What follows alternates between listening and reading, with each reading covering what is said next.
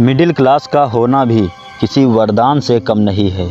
कभी बोरियत नहीं होती, ज़िंदगी भर कुछ न कुछ आफत लगी ही रहती है। मिडिल क्लास वालों की स्थिति सबसे दयनीय होती है।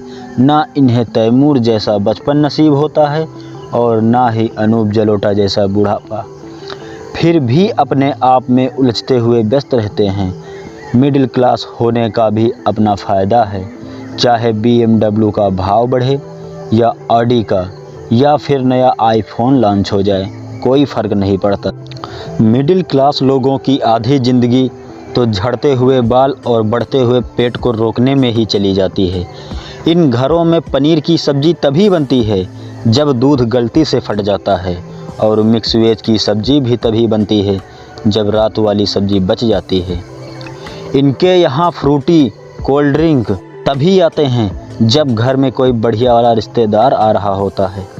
मिडिल क्लास वालों के यहाँ कपड़ों की तरह ही खाने वाले चावल की भी 3 वैरायटी होती है, डेली, कैजुअल और पार्टी वाला।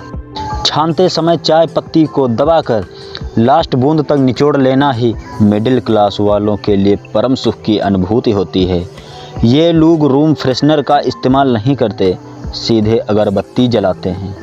मिडिल क्लास भारतीय परिवार के घरों में गेट टुगेदर नहीं होता, यहाँ सत्यनारायण भगवान की कथा होती है।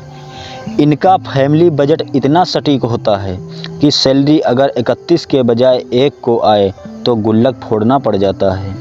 मिडिल क्लास लोगों की आधी ज़िंदगी तो बहुत महंगा है बोलने में ही निकल जाती है। इनकी भूख भी होटल के रेट्स पर डिपेंड करती है। दरअसल महंगे होटलों की मेनू बुक में मिडिल क्लास इंसान फूड आइटम्स नहीं बल्कि अपनी औकात ढूंढ रहा होता है।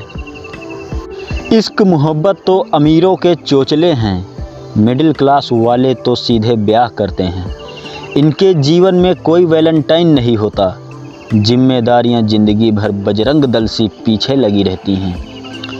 मध्यम वर्गीय दूल्हा दुल्हन भी मंच पर ऐसे बैठे रहते हैं मानो जैसे किसी भारी सदमे में हों।